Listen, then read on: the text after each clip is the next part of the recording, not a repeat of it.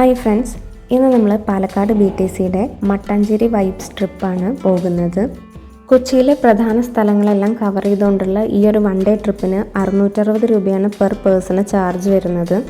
ഇന്ന് നമുക്ക് KSRTCയുടെ പ്രതിനിധികളായിട്ട് കൃഷ്ണദാസേട്ടനും സാരഥിയായിട്ട് അലിയേട്ടനുമാണുള്ളത്. എല്ലാവരുടെയും പരിചയപ്പെട്ടതിന് ശേഷം ചെറിയ സംഗീതമൊക്കെ ആയിട്ട് നമ്മൾ യാത്ര ആരംഭിച്ചു.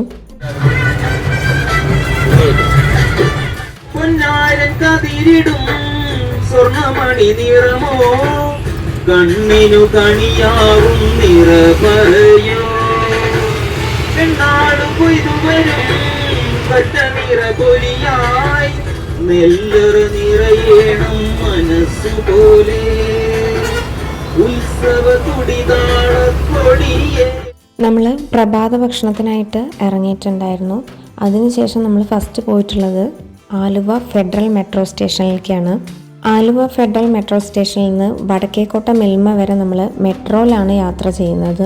കേരളത്തിലെ ആദ്യത്തെ മെട്രോ റെയിൽ സംവിധാനമായിട്ടുള്ള കൊച്ചി മെട്രോ റെയിൽ കൊണ്ടുവന്നിട്ടുള്ളത് നഗരഗതാഗത രംഗത്ത് വലിയൊരു മാറ്റമാണ്. എറണാകുളം നഗരത്തിലെ ഗതാഗതക്കുരുക്ക് കുറയ്ക്കാനും പരിസ്ഥിതി സൗഹൃദ യാത്രാ സംവിധാനം ഒരുക്കാനൊക്കെ ലക്ഷ്യമിട്ടിട്ടാണ് ഈ ഒരു പദ്ധതി ആരംഭിച്ചിട്ടുള്ളത്. 2017 ജൂൺ 17 കൊച്ചി മെട്രോയുടെ ആദ്യഘട്ടം ജനങ്ങൾക്കായിട്ട് തുറന്നു നൽകുന്നത്. ആലുവ മുതൽ തൃപ്പൂണിത്തറ SN ജംഗ്ഷൻ വരെ നീളുന്ന ഈ ഒരു പാത എറണാകുളം നഗരത്തിൻ്റെ പ്രധാന മേഖലകളെ ബന്ധിപ്പിക്കുന്നുണ്ട്. ക്ലീൻ, ഫാസ്റ്റ്, എക്കോ ഫ്രണ്ട്ലി എന്ന 3 കാര്യങ്ങളിലും കൊച്ചി മെട്രോ മുന്നിലാണ്. സോളാർ എനർജിയും മോഡേൺ സ്റ്റേഷൻസും സ്മൂത്ത് റൈഡും ഇതെല്ലാം ചേർന്ന് കൊച്ചിയിലെ ഒരു സ്മാർട്ട് സിറ്റി എക്സ്പീരിയൻസ് ആക്കാൻ മെട്രോന് സാധിക്കുന്നുണ്ട്. ട്രാഫിക്കിന് മുകളിലൂടെ ഗ്ലൈഡ് ചെയ്യുന്ന ഈ ഒരു യാത്ര കൊച്ചിയുടെ മോഡേൺ ലൈഫ് സ്റ്റൈലിനെ മനോഹരമായിട്ട് അവതരിപ്പിക്കുന്നുണ്ട്. അങ്ങനെ കൊച്ചി മെട്രോ യാത്ര വളരെ മനോഹരമായിട്ട് അവസാനിച്ചു. ഇതിനു മുൻപും കൊച്ചിയിൽ വന്നപ്പോൾ മെട്രോയിൽ കയറിയിട്ടുണ്ടെങ്കിലും നമ്മുടെ 2 പേരുടെയും കൂടെ ആദ്യത്തെ മെട്രോ യാത്രയായിരുന്നു ഇത്. നമ്മൾ സ്റ്റേഷനിൽ നിന്ന് പുറത്തേക്ക് ഇറങ്ങിയപ്പോൾ അടുത്ത യാത്രയ്ക്കായിട്ട് KSRTC ബസ് പുറത്ത് കാത്തു നിൽക്കുന്നുണ്ടായിരുന്നു. കൊച്ചിയിലെ ചരിത്രം പറയുന്ന ഏറ്റവും പ്രധാനപ്പെട്ട ഇടങ്ങളിലൊന്നായിട്ടുള്ള ഹിൽ പാലസിലേക്കാണ് നമ്മൾ അടുത്തതായിട്ട് എത്തിയിട്ടുള്ളത്. ഇത് വെറും ഒരു പാലസ് അല്ല, കൊച്ചി രാജവംശത്തിൻ്റെ അധികാരവും സംസ്കാരവും ചരിത്രവും എല്ലാം ഒരുമിച്ച് സൂക്ഷിച്ചിരിക്കുന്ന കേരളത്തിലെ ഏറ്റവും വലിയ ആർക്കിയോളജിക്കൽ മ്യൂസിയം കോംപ്ലക്സ് ആണ്. ഒരിക്കൽ ഇത് കൊച്ചി രാജാക്കന്മാരുടെ ഔദ്യോഗിക വസതിയും ഭരണകേന്ദ്രവുമായിരുന്നു. രാജ്യത്തിൻ്റെ നയങ്ങൾ, രാജകീയ ചടങ്ങുകൾ, വിദേശ ദൗത്യങ്ങൾ ഇവയെല്ലാം തീരുമാനിച്ചിരുന്നത് ഈ പാലസിൻ്റെ ചുമരുകൾക്കുള്ളിലാണ്. കൊച്ചി മഹാരാജാവ് ശ്രീ ശക്തൻ തമ്പുരാൻ തൻ്റെ സ്വന്തം സമ്പാദ്യം ഉപയോഗിച്ചിട്ട് 1865 പണി കഴിപ്പിച്ചതാണ് ഹിൽ പാലസ്. 1980 കൊച്ചി രാജകുടുംബം ഈ കൊട്ടാരം കേരള സർക്കാരിന് കൈമാറി. പിന്നീട് പുരാവസ്തു വകുപ്പിൻ്റെ കീഴിലായിട്ടുള്ള ഹിൽ പാലസ് 1986 മ്യൂസിയം ആക്കിയിട്ട് പൊതുജനങ്ങൾക്കായിട്ട് തുറന്നു കൊടുത്തു.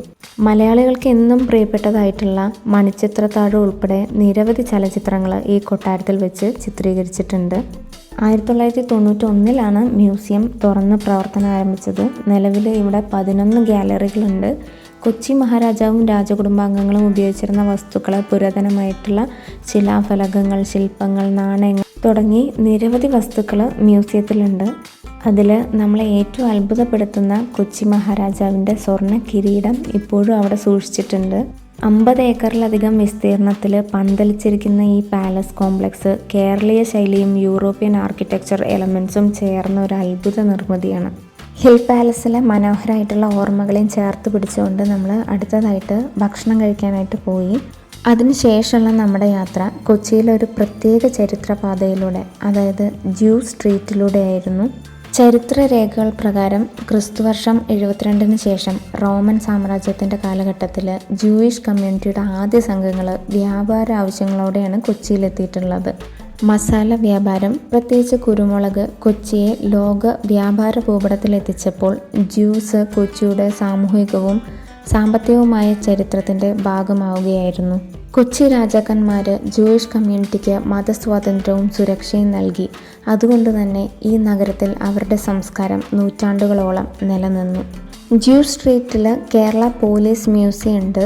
ഇവിടെ നമുക്ക് ജൂയിഷ് മർച്ചൻ്റെ കാലം തൊട്ടിട്ടുള്ള ലോ ആൻഡ് ഓർഡർ സിസ്റ്റവും രാജഭരണകാലത്തെ കാവൽ സംവിധാനം മുതൽ ബ്രിട്ടീഷ് ഭരണകാലത്തേക്കുള്ള പോലീസ് സംവിധാനത്തിൻ്റെ പരിണാമം, ആൻറ്റീക്ക് യൂണിഫോംസ്, വെപ്പൺസ്, റെക്കോർഡ്സ് എന്നിവയിലൂടെയൊക്കെ കാണിച്ചിരുന്നു മ്യൂസിയം. മ്യൂസിയത്തിന് പുറത്തൊരു ഷോപ്പിൽ നമ്മൾ ലോകത്തിലെ തന്നെ ഏറ്റവും വലിയ വാർപ്പ് പ്രദർശിപ്പിച്ചിരിക്കുന്നത് കണ്ടു. ജ്യൂ സ്ട്രീറ്റിലെ ഓരോ ആൻറ്റീക് ഷോപ്പും ഒരു പ്രൈവറ്റ് മ്യൂസിയം പോലെയാണ്. പല വസ്തുക്കളും യൂറോപ്പ്, മിഡിൽ ഈസ്റ്റ്, ചൈന എന്നിവിടങ്ങളിൽ നിന്ന് എത്തിയത്. ഇവിടുത്തെ കടകളിൽ നടക്കുമ്പോൾ ഷോപ്പിംഗ് ചെയ്യുന്നതല്ല, ചരിത്രം സ്പർശിക്കുന്ന അനുഭവമാണ്. ജ്യൂ സ്ട്രീറ്റിൻ്റെ അവസാനം, നൂറ്റാണ്ടുകളുടെ ചരിത്രപാത അവസാനിക്കുന്നിടത്ത് നമ്മൾ എത്തുന്നത് പരദേശി സിനഗോഗിലേക്ക്. ഇന്ത്യയിലെ ഏറ്റവും പഴക്കമുള്ളതും ഇപ്പോഴും പ്രവർത്തിക്കുന്നതുമായ ജൂയിഷ് സിനഗോഗ്. 1568 സ്പെയിനിലും പോർച്ചുഗലിലും നടന്ന പീഡനങ്ങളിൽ നിന്ന് രക്ഷപ്പെട്ട പരദേശി ജ്യൂസാണ് ഈ സിനഗോഗ് പണിതത്. ജൂതപ്പള്ളിക്കുള്ളിൽ ചൈനയിൽ നിന്നുള്ള ഹാൻഡ് പെയിൻറ്റഡ് ഫ്ലോർ ടൈൽസ്, ബെൽജിയത്തിൽ നിന്നുള്ള വിളക്കുകൾ, ഹെർബ്യൂ ഇൻസ്ക്രിപ്ഷൻസ്, ഇതെല്ലാം നമ്മളെ അത്ഭുതപ്പെടുത്തുന്നവയാണ്. ജ്യൂ സ്ട്രീറ്റ് കണ്ടതിന് ശേഷം നമ്മൾ നേരെ എത്തുന്നത് മട്ടാഞ്ചേരി പാലസിലേക്കാണ്, അഥവാ ഡച്ച് പാലസ്. 1555 പോർച്ചുഗീസുകാർ പണിത ഈ കൊട്ടാരം കൊച്ചി രാജാക്കന്മാർക്ക് പിന്നീട് സമർപ്പിക്കപ്പെട്ടതാണ്. ഇതിൽ ഒരിക്കലും രാജാക്കന്മാർ താമസിച്ചിരുന്നില്ല, രാജകീയ ചടങ്ങുകൾക്ക് മാത്രമാണ് ഉപയോഗിച്ചിട്ടുണ്ടായിരുന്നത്. പാലസുകളും മ്യൂസിയങ്ങളും ഒക്കെ കണ്ടതിന് ശേഷം പിന്നീട് നമ്മൾ എത്തുന്നത് ഫോർട്ട് കൊച്ചിയിലേക്കാണ്. കൊച്ചിയുടെ ആത്മാവ് ശ്വസിക്കുന്ന തീരപ്രദേശമാണിത്. 1500കളിൽ പോർച്ചുഗീസുകാർ എത്തിച്ചേർന്നതോടെയാണ് ഫോർട്ട് കൊച്ചിയുടെ ചരിത്രം ആരംഭിക്കുന്നത്. ഇന്ത്യയിലെ ആദ്യ യൂറോപ്യൻ കോളനി പ്രദേശങ്ങളിലൊന്നാണ് ഇത്. ഫോർട്ട് കൊച്ചിയുടെ ഏറ്റവും വലിയ അടയാളമാണ് ചൈനീസ് ഫിഷിംഗ് നെറ്റ്സ്. 13ാം നൂറ്റാണ്ടിൽ ചൈനീസ് വ്യാപാരികൾ കൊണ്ടുവന്നതെന്ന് വിശ്വസിക്കുന്ന ഈ വലകൾ ഇപ്പോഴും ഉപയോഗിക്കുന്നുണ്ട്. പോർച്ചുഗീസുകാർക്ക് ശേഷം പിന്നീട് ഡച്ച്, ബ്രിട്ടീഷ് എന്നിവരുടെ ഭരണ സമയത്ത് സംസ്കാരത്തിലും വാസ്തുവിദ്യയിലും എല്ലാം കൊച്ചിയിൽ ചെറിയ വ്യത്യാസങ്ങൾ വന്നു. അതുകൊണ്ട് തന്നെ കൊച്ചിയിൽ നടക്കുമ്പോൾ ഒരു യൂറോപ്യൻ തീര നഗരത്തിൻ്റെ ഒരു ഫീല് നമുക്ക് കിട്ടും. ഇവിടെ ബീച്ച് വൈബ് വളരെ കാമായിട്ടുള്ള ഒന്നാണ്. പാർട്ടി ടൈപ്പ് ബീച്ചല്ല, പക്ഷേ റിലാക്സ് ചെയ്ത് കടൽക്കാറ്റൊക്കെ എൻജോയ് ചെയ്ത് പട്ടൊക്കെ പറത്തി എൻജോയ് ചെയ്യാൻ പെർഫെക്റ്റ് ആയിട്ടുള്ളൊരു ബീച്ച്. ഫോർട്ട് കൊച്ചിയിൽ നിന്ന് നമ്മൾ അടുത്തതായിട്ട് പോകുന്നത് ഹൈക്കോർട്ടിലേക്കാണ്. ഹൈക്കോർട്ട് സ്റ്റോപ്പ് വരയ്ക്ക് നമ്മൾ പോകുന്നത് വാട്ടർ മെട്രോയിലാണ്. കേരളത്തിൻ്റെ അഭിമാനമാണ് കൊച്ചി വാട്ടർ മെട്രോ. ഇന്ത്യയിലെ തന്നെ first integrated water metro system. ബസ്സും മെട്രോയും പോലെ ഇവിടെ ബോട്ടും ഒരു പബ്ലിക് ട്രാൻസ്പോർട്ടാണ്. AC ടെർമിനൽ, ക്ലീൻ ബോർഡിങ്, ആകെ മൊത്തം ഒരു നല്ല എയർപോർട്ട് വൈബ്. കൊച്ചി മെട്രോയുടെ അനുബന്ധ ജലപാത പദ്ധതിയാണ് Kochi water metro. Kochi metro rail limited ആണ് ഈ ആശയത്തിനും പിന്നിലുള്ളത്. കൊച്ചി മെട്രോയുടെ ഫീഡർ സർവീസായിട്ട് ഇതിനെ കണക്കാക്കുന്നുണ്ട്. 2023 ഏപ്രിൽ 26 കൊച്ചി വാട്ടർ മെട്രോ പ്രവർത്തനം ആരംഭിച്ചത്. ആധുനിക സൗകര്യങ്ങളോട് കൂടിയ ബോട്ടുകളാണ് ഇതിൽ ഉപയോഗിക്കുന്നത്. ടിക്കറ്റ് എടുത്ത് നമ്മൾ ബോട്ടിൽ കയറിയാൽ സ്മൂത്ത് റൈഡാണ്. മാത്രമല്ല ബോട്ടിൽ നിന്ന് നമ്മൾ കാണുന്ന കാഴ്ചകളും വളരെ മനോഹരമാണ്. ഇവിടുത്തെ ബോട്ടുകൾ സൈലൻ്റാണ്, no noise, no pollution, fully electric ബോട്ട്സാണ്. എക്കോ ഫ്രണ്ട്ലി ആയിട്ടുള്ള കംഫർട്ടബിൾ ആയിട്ടുള്ള ബോട്ടുകളാണ്. സീറ്റെല്ലാം കംഫർട്ടബിൾ ആയിട്ടുള്ള സീറ്റാണ്. AC കൂളിങ്ങും പെർഫെക്റ്റ് ആണ്. വിൻഡോൻ്റെ പുറത്തേക്ക് നോക്കിയാൽ നമുക്ക് പ്യുവർ ആയിട്ടുള്ള കേരള സീനറീസ് നല്ല അടിപൊളിയായിട്ട് കാണാനായിട്ട് പറ്റും.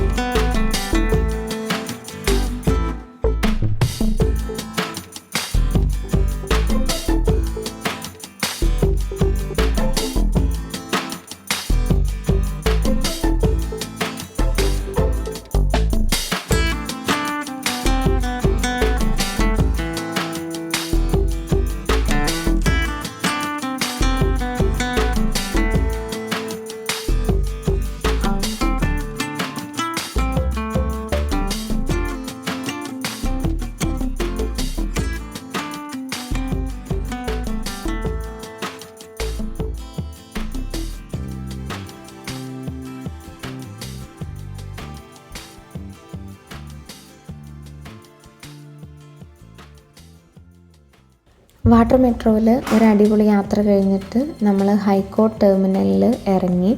ബോട്ടിൽ നിന്ന് ഇറങ്ങിയ ഉടനെ തന്നെ നമുക്ക് പുറത്തൊരു സിറ്റി വൈബ് ഫീൽ ആകുന്നുണ്ട്. അവിടെ നിന്ന് നമ്മൾ പതുക്കെ മറൈൻ ഡ്രൈവ് വാക്ക് വേയിലൂടെ നടക്കുകയാണ് ചെയ്തത്.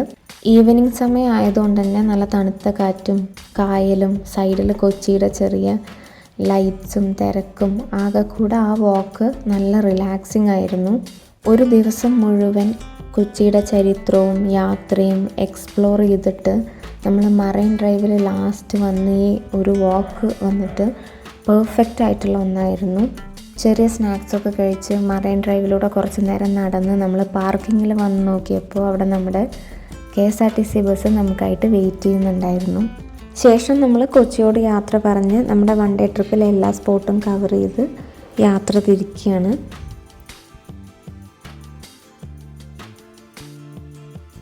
വരുമ്പോൾ നമ്മൾ രാത്രി ഭക്ഷണം കഴിച്ചിട്ടുണ്ടായിരുന്നു. ഏതാണ്ട് ഒരു 10:15 കൂടിയിട്ട് പാലക്കാട് തിരിച്ചെത്തിയിട്ട് ഈ വൺ ഡേ ട്രിപ്പ് വിജയകരമായിട്ട് പൂർത്തിയാക്കാനായിട്ട് നമുക്ക് സാധിച്ചു.